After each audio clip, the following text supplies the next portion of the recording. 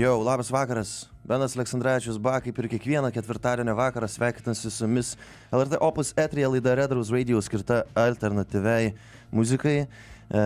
Kaip įprasta, nuo dabar iki pat 9 valandos esu ir būsiu čia paskutinis kartas šį sezoną, jau net toksai FOMO ateiti į studiją, sėdėti šitoje belangėje, jau vasaros nuotaikėlė, bet koksgi geresnis būdas yra daryti paskutinę laidą nei su geru bičiuliu ir kolega Kristijonu Valančium. Šiandieną jis kartu su manimi studijoje pasišnekėsim apie tai, kas vyksta ir tai, kas laukia su grupe Akli ir šiaip galėsim padiskutuoti, kas laukia šią vasarą, kaip įsivažiuoja po truputį koncertinis sezonas, atrodo beprasidedąs. Ir tuo pačiu turbūt galime nusiųsti Domantui linkėjimus ir grupiai Abudu, kurie maždaug dabar turėtų lipti į sceną Vilniaus vasaros terasoje, kuri ne per seniausiai atsidarė, taip pat pradėjo savo sezoną. Visos koncertinės vietos po truputį jau atidarinėja savo vartus, duris ir šiandieną Abudu būtent šiuo metu groja savo pirmąjį sezono koncertą ir išparduotą koncertą. Tai džiaugiamės kažkaip dėl jų ir galbūt net ir pavyks po laidos iš karto nuvykti ten ir juos su to pasveikinti. Kol kas sveikinasi su Kristijonu. Labas. Auri. Kaip laikais? Neblogai. Ar tau irgi yra tas jau toksai vasarinis bėgis įsijungęs? Blemba nuoširdžiai dar nejaučiu, bet gal po truputį. Bet dėl darbų teatre, ar dėl albumo darbų, ar dėl darbo, turbūt, kad... Jo, dėl darbo aš truputį užsidaręs ten su visokiom veiklom, tai jas reikia pabaigti tiesiog. Ar darbas teatre nespaudžia tavo tikrojo darbo ir tikrojo pašaukimo darbo prie grupės reikalų? Kažkaip susiderinom, man atrodo, kol kas viską, bet darbas teatre tiesiog įdomus, tai kol kas dar visai džiaugiuosi būdamas ten. Koks pastarasis metas yra grupėje Akli? Jūs visai ne per seniausiai išleidot šitą klipą. Mes galėsime apie jį visai neužilgo ir pasišnekėti ir taip pat pasiklausysim kūrinio, kuriam jisai skirtas. Šitą kūrinį aš girdėjau dar praeitą vasarą, turbūt jūs jau pristatinėjot per tą patį opusą dar Lukiškių kalėjimo mažajame kieme. Yep. Nuo to laiko, ta prasme, mes šnekam apie albumą turbūt vis tiek kažkiek, ne? Važiuojam. Okay. Tai, metai laiko praėjo, ar ne? Nes ten praeitą vasarą buvo. Taip. Tai kokioj fazėj tuo metu buvo albumas? Nes tas kūrinys jau buvo, jeigu aš gerai atsimenu, jau buvo baigtas pilnai. Tuo metu, kai mes jį pristatinėjom, man atrodo, kad mes jau... Buvot įrašę, man atrodo. Ką tik įrašę, žinok, jo. Tai albumas kokioj tuo metu stadijai buvo... Ar jūs tuo metu galvojat, kad tas kūrinys pateks į albumą, ar tai turėjo būti kaip singlas? Jo, aš kažkaip nelabai šitą rašymo procesą galvojau apie singlus, aš tiesiog rašiau visą pilną albumą, tai šitas kūrinys ten ir atsidūrė. Tai va, o... Kas įvyko per tuos metus, prieš metus, kokia fazė buvo? Ar tai buvo pirmas kūrinys, praeitas singlas? Jo. Jisai irgi bus albume? Jo, čia nuo Per saldu prasidėjo, tai dabar užsirašinėjo. Tai čia ilgai jau tęsiasi? Labai.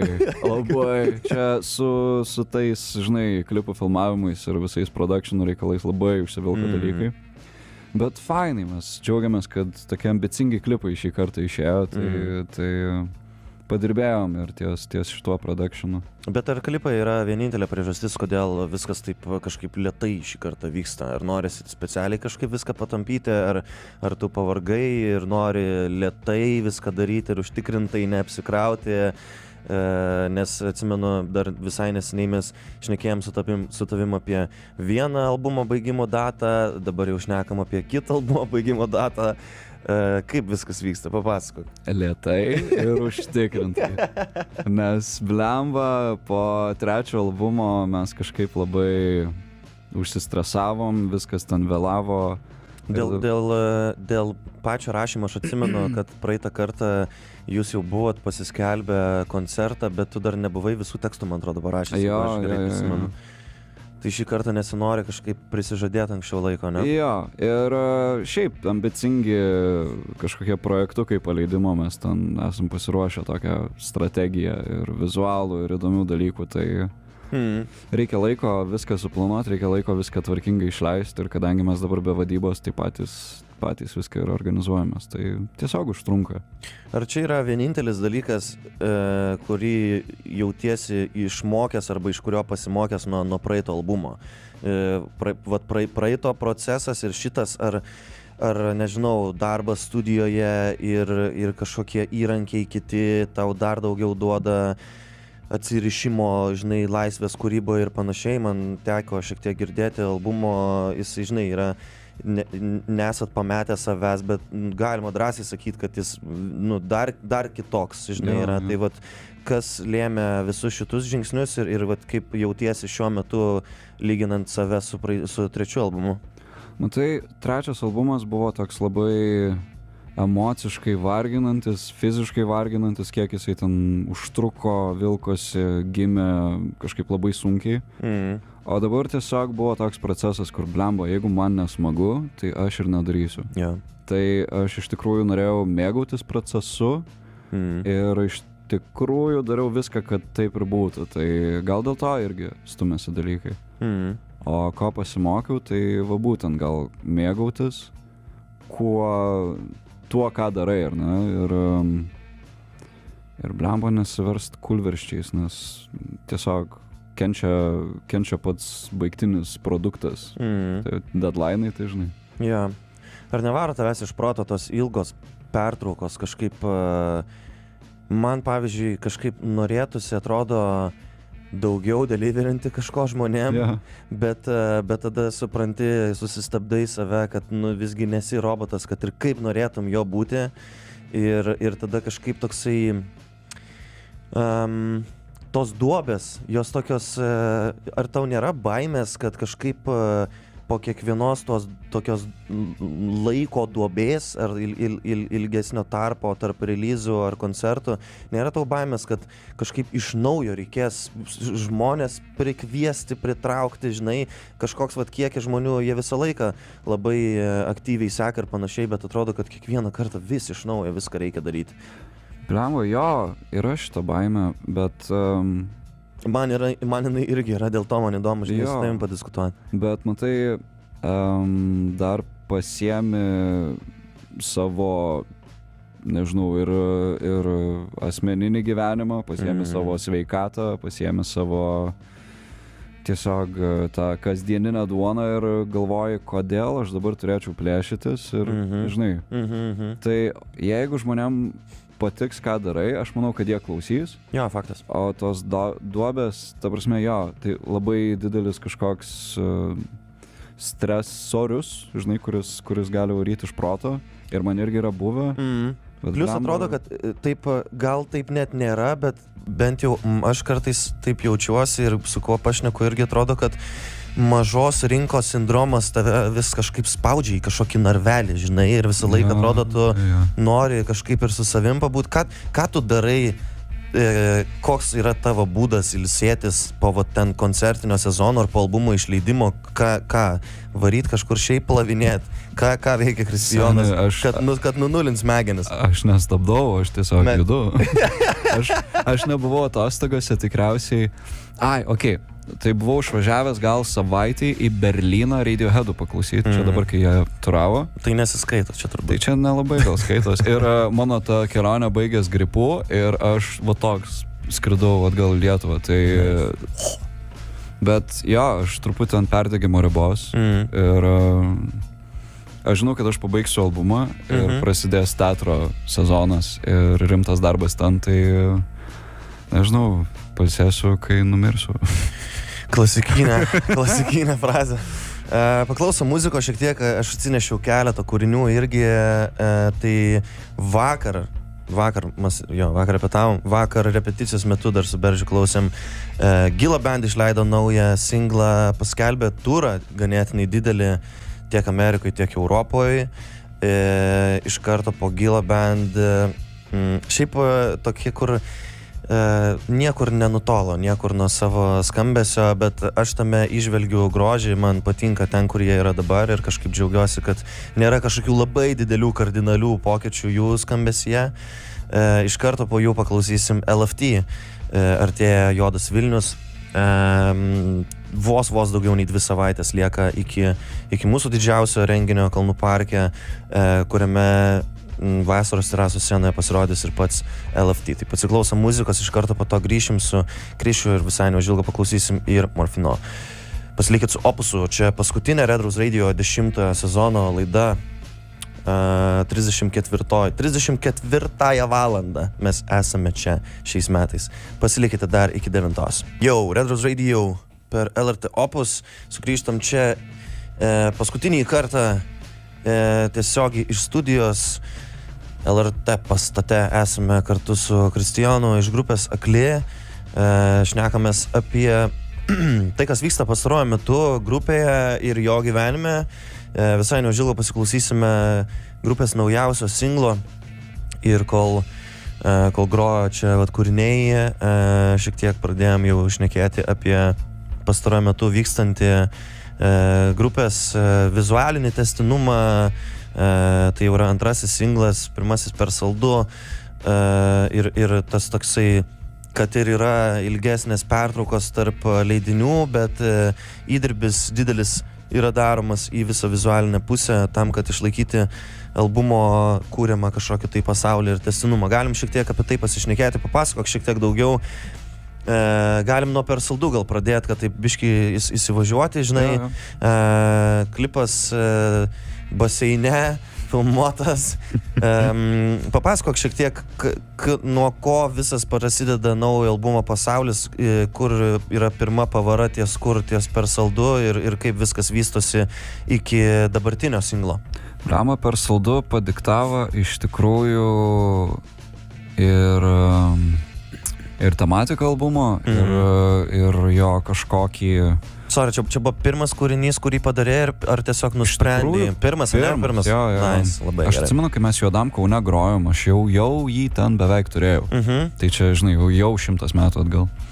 Tai... Kada Juodas Kaunas buvo prieš 2? Prieš 3 buvo Juodas Vilnius, tai prieš 2 metus buvo. Jo. Okay. Nu jo, senokai. Tai blemba, jo, čia viskas, aišku, labai ilgai tęsis, bet norėjau daryti konceptinį albumą ir kažkaip iš labai kažkokios ilgos pauzės, kur nerašiau gal pusmetį, atsirado Per saldu ir galvoju, aš pasirašiau naratyvą albumo ir tada aplink tą naratyvą rašiau dainas. Gali papasakot plačiau šiek tiek apie tai? Kiek pats nori, žinai, aš nenoriu lysti tai, bet tiesiog maždaug su apvalinus, kas tai yra. Taip gavos, kad Per saldu irgi yra iš tikrųjų apie kaukių dėvėjimą ir ką tu padarytum dėl žinai, kažkokio savo tikslo. Tai visas albumas nagrinėja skirtingas kaukės, skirtingose gyvenimo galbūt stadijose arba situacijose, ne? Ok, geras. Tai jo, tiesiog pasirašiau grubų scenarijų, .A, žinai, Z, kur viskas turėtų nueit. Ir aplink tai dėliojas kūriniai. Tai man atrodo, kad visai gavos. Ir dabar pats galekas, tai kažkaip tikiuosi, kad bus smagu. Antrasis singlas, koks priėjimas prie jo, kodėl buvo nuspręstas su Beata, ar jūs kartu įrašėt, ar tu tiesiog pasikvietė ją kartu įrašyti šitą kūrinį, koks visas šitas kolabas, kaip jisai įvyko, kokiu principu? Matai, aš kūrinį turėjau gal pusmetį anksčiau, iki tol, kol jame atsirado Beata, bet aš žinau, kad čia turėtų būti duetas, tiesiog pats gabalas atrodo to reikalavo. Ir aš ilgą laiką galvojau su kuo, ir aš siūliau keliem žmonėm, ir kažkaip tai jie nesijautė, kad jie ten galėtų papildyti tą kūrinį, tai aš nesijaučiau, kad gal iki galo čia tas vaibas būtų ir tada Beata.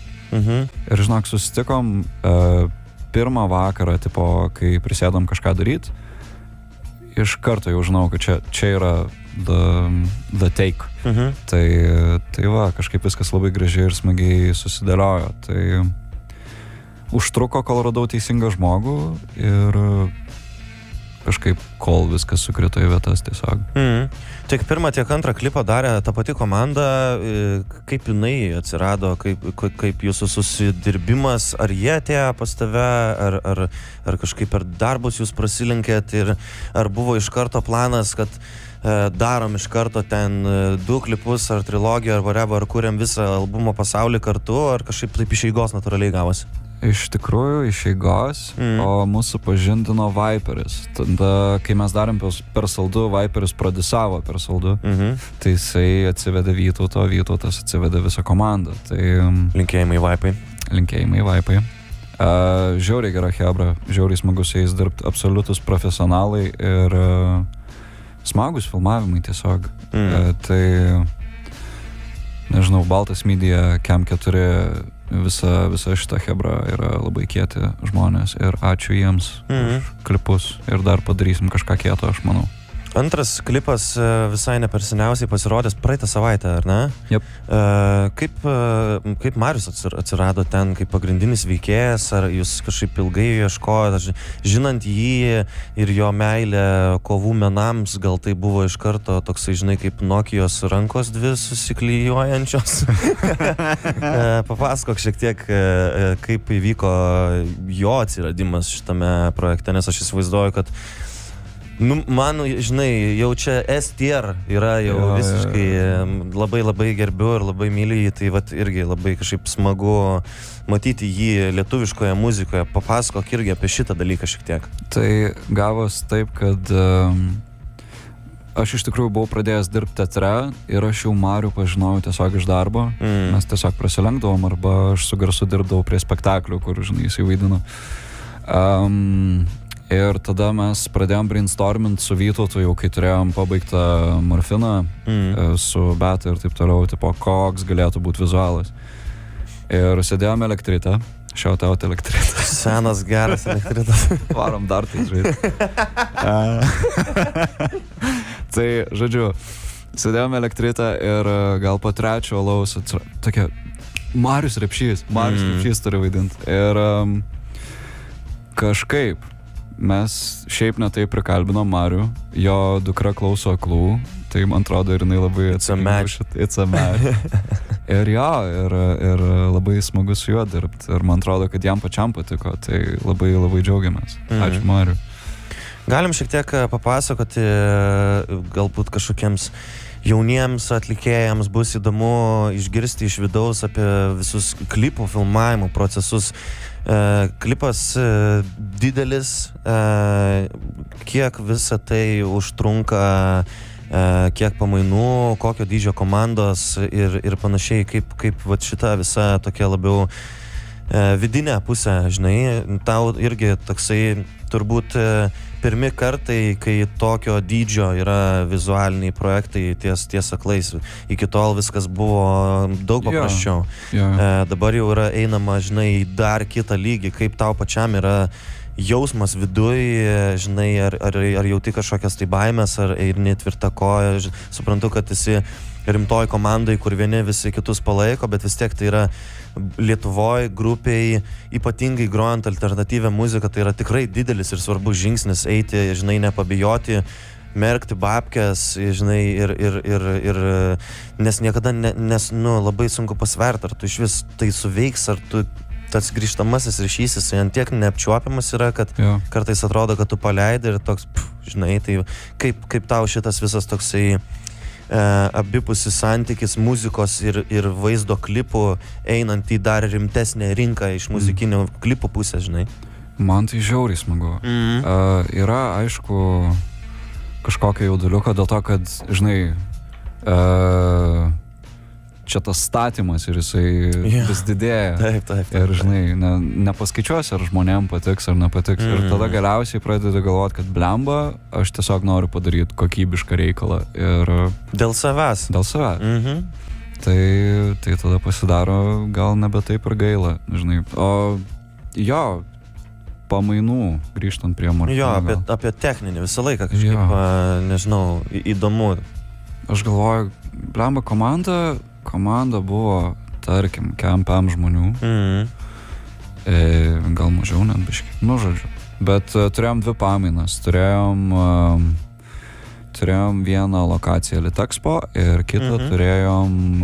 Litexpo turbūt didžioji dalis, ne? Yra nufilmuota. Jo, ir tada buvo tas, blemba, kooperatyvų... Pamiršau. Aš irgi niekad neatsimenu. Žodžiu, kas... Sąjunga, ten kažkas. Soviet. Jo. Brazausko kooperatyvę, žodžiu, filmavom. Tai va, 2 lokacijos, 2 pamainos. Ir kažkaip pirma buvo sunkesnė komandai, antroji kažkaip greičiau susisukom. Jo, tiek ir darbo, bet iš tikrųjų tas planavimas ir organizavimas ir skautinimas lokacijų ir ieškojimas aktorių, ieškojimas žmonių, žinai. Kaip sekasi tą padaryti be vadybos neturinčio metu užnugario? Matai, už tai gal buvo atsakingi, žinai, Hebra patys, nes production house yra ir jie darbuojas. Tai mes kaip šiuo atveju buvom užsakovas tiesiog. Jo. Tai jo, ir draugų vaidino, ir pažįstamų vaidino, ir kažkaip visi bendrom jėgom paėmėm ir pasidarėm. Tai, žinai, įmanoma. Įmanoma. Pasiklausom kūrinio, tiek jau šnekam apie jį, Morfinas, galėsim dar šiek tiek trumpai apie jį užsiminti po muzikinės pertraukos. Čia Akli, Morfinas, iš karto po to Eka Vandal išleidusi savo pirmąjį debiutinį ir žiauriai gerą iš tikrųjų albumą, ne kartą jau grojau jos kūrinius. Paklausykime dar vieno, iš karto po to sugrįšime čia dar kartą, paskutinį kartą su jumis pasišnekėti. Čia Opusas ir Red Rose Radio. Čia Red Rose Radio per LRT Opus, lieka mažiau nei 20 minučių iki 9 valandos. Paskutinioji laida, 34-oji 10-ojo sezono. Grįžau šiais metais po pertraukos ir tikrai labai dėl to džiaugiuosi. Visą laiką, kaip šnekėjom ir apie kūrybinės kažkokias pertraukas, taip kažkaip ir muzikos ieškojime kartais irgi reikia pasidaryti pertraukų, kai jau perkepa smegenis, arba tiesiog pradedi klausyti repo, o tavo laida yra apie gitarinę alternatyvę muziką. Mes su Kryšiu jau dėliojamės vasaros planus, kol groja muzika. Mes jau šnekam apie visokius artėjančius koncertus, kažkokias apie keliones. Aš jį bandau prikalbinti, keliauti su manimi į Prodigy koncertą Rygoje. Tai, bet reikia pasišnekėti dar ir apie tai, kas vyksta Lietuvoje. Pradėk tu, o užbaigsiu turbūt, kad aš. Jūsų turas artėja, jisai prasidės rugsėjo mėnesį. Yep. Jau esat pasileidę pausteriukus, bilietus, viską. Man atrodo, prieš antro singlo išleidimą išėjo taip, prieš kurį laiką. Papasakok šiek tiek daugiau apie turą. Aš kaip suprantu, kad tuo metu jau yra planas turėti albumą išleistą ir jau kažkaip vainikuoti visą tą sukurtą pasaulį ir paleisti jį žmonėm. Kas tai bus per laikotarpis, kas tai bus per turas ir kaip viskas maždaug atrodys nuo rugsėjo mėnesio. Jo, tai albumą mes planuojam paleisti rugpjūtį. Čia yra tokia nerašyta aklų tradicija, kurią tik su praeitų albumų sulaužėm. Iš tikrųjų mes leisdavom rugpjūtį albumus. Tai... Gerai, ant šaltojo, bet sezono jūsų muzonas pats tas. Dar toks, žinai, įsivažiuoja. Jo, labai gerai. Tai jo, dar tiksliai datos neturim, sugalvosim. Norėčiau į taikos metinės tipo spėt, kad užsirištų ciklas kažkoks, bet nieko nepažadu. O konsai rugsėjo 3 Vilniui, rugsėjo 18 Kaune ir 25 rugsėjo Klaipėdai. Suvažinėsit viską per mėnesį? Jo. Papasakok apie vietas, kodėl išsirinkot būtent tokias. Turbūt Kaune ir Klaipėdai nebaisiai daug opcijų yra, bet papasakok apie venį pačius. Tai matai, Lukiškės. Jau sezonas turbūt į pabaigą eis, namų aikštelė dar tokia sąlyginai. Anksti temsta, bus galima bairių su šviesom padaryti, tai organizuojam. Tada Kaunas. Labai norėjom Dainoj grot, girdėjom gerų dalykų. Kodėl nesigavo? Tai ir Gaunas. Gaunasi daina? Ok. Nes taip nuskambėjo, aš pamiršau, kur vyks Kaune koncertas.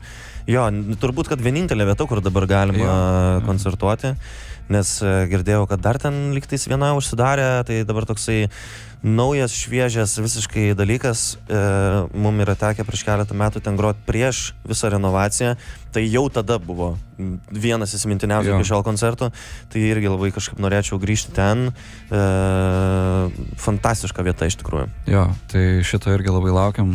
Buvom apžiūrėti, tai Hebra ten susitvarkė įspūdingai. Žiauriai gerai. Ir tada Hofas Klaipėdoje. Senas geras Hofas, mano viena mėgstamiausių, mylimiausių vietų. Linkėjimai Hofo, Hebrai. Visą laiką žiauriai smagu kažkaip ten grįžti. Klaipėda turi savo kitą klimatą, netgi sakyčiau, ore žmonyse tvyrantį. 3 koncertai, turbūt, kad didžiausias dalykas, ką esate iki šiol padarę, ar ne? Blemba su albumu ir su šituo turu, aš manau, kad tikrai bus įspūdingiausia, ką esam padarę. Kiek grupiai metų beje yra? 6 eina. 6. Crazy. Tipo lengva skaičiuoti nuo 20, bet atrodo, ką tik, žinai, viskas prasidėjo. Bet ir žiauriai daug visko įvyko. Žiauriai daug. Dabar šiaip atrodo, man labiau atrodo, kad per daug visko įvyko, nei kad ką tik buvo. Jo, bet šiaip įvyko, tai wow. Wow. Šiaip sveikinu tave, tikrai labai daug visko pavyko jums padaryti per šitą laiką. Tai va, jo, laukiam, labai norim gerai padaryti ir manau, kad padarysim. Tai organizacinis procesas vyksta, pirkit bilietus, bus žiauriai geri koncai. Ir šiaip geras albumas, blemba. Lieka 3 mėnesiai, taip plius minus iki albumo išleidimo, ar ne? Yep. Kas vyks iki tol? Ar ruošia dar kažkokį singlą paleisti, ar jau dabar tempsit gumą iki pat viso albumo išleidimo? Aš manau, kad gal dropinsim ties albumo paleidimu tą singlą. Tai, žinai, neapsikraunant. Bet jo, turim dar porą vizualių dalykų, ką norim išleisti labai. Okay. Ir užrišt visą albumo ir sklaidą, ir vaibą, ir jo, visai mes pasiruošę esam šitą klausimą. Nice. Aš tai žiauriai excited iš tikrųjų esu. Aš visą laiką jūs labai mylėjau ir visą laiką palaikiau, bet man kažkaip viskas perėjo į dar kitą lygmenį po kažkurio jūsų Lukiškių kalėjimo koncerto. Aš neatsimenu, ar čia gal praeitą ar užpraeitą vasarą buvo. Jo, jaučiu užpraeitą. Gal užpraeitą, jo. Atsimenu, jo. Nu, man kažkaip susiklijavo dar kartą, žinai. Taip prieš tai su tokiu pleistriuku buvo, su skoču prieš tai buvo, o dabar su momento, žinai, susiklijavę viskas yra. Tikrai labai kažkaip džiaugiuosi dėl jūsų ir esu mega excited, kiek teko girdėti albumo, kiek tu man jį rodai, tai aš labai tave sveikinu ir manau, kad laukia vienas geriausių šių metų albumų Lietuvoje, tai tikrai. Ačiū, Benai. Tai va, laida visiškai artėja link pabaigos, noriu ją užbaigti su muzika. Ačiū labai, Kristi, kad atvariai padėjai man pravesti paskutinį laidą simboliškai. Ačiū visiems labai, kurie klausė visus šiuos metus, visą šį sezoną. Grįšiu po 3 mėnesių, jeigu nepradėsiu techno klausyt, o mano laida juk skirta roko ir alternatyviai gitarinei muzikai. Ne, grįšiu tikrai nuo rugsėjo, grįžtu 11 sezonui, 11 metus būsiu čia su savo laida, su tais pačiais iškapstytais kanalais, kuriuose rausiuosi jau 10 metų ir kiekvieną savaitę jums atnešu tai, kas man yra įdomu ir tikiuosi, jog jūs irgi randat kažką, kas jums yra įdomu ir visą laiką labai smagu iš jūsų išgirsti kažkokį tai gražų žodį ar komplimentą, ar parašo žinutę, kad neranda net Shazamas kažkokios dainos, tai man yra didžiausias komplimentas. Nice, taip.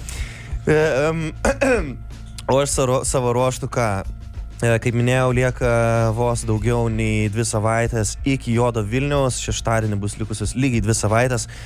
Tai ką aš jums galiu pasakyti, mėly ponai ir ponios, dabar klausykit manęs įdėmiai.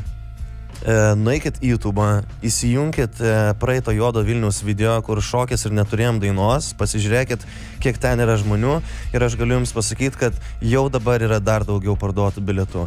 Tai Kalnų parke patys suprantat, bet atsivežam šiais metais daug užsieniečių, daug svečių iš užsienio, dicai, dėl kurių labai visaip meldžiausi ir labai tikrai stengiasi visi, kad jie atvyktų čia pas mus, būtent į Juodą Vilnių, Infecticid, SH sugrįžtantis, kur niekada nesitikėjau, kad išgirsiu Sumaišyk mane su cukrum gyvenime, bet dabar jie groja pas mus antroje Juodo Vilniaus scenoje, taip pat trečioje scenoje LFT, Lizdas Sound Institute, Leonovus, solo ansamblis pagrindiniai scenoje kartu su mumis grupė BA. Tai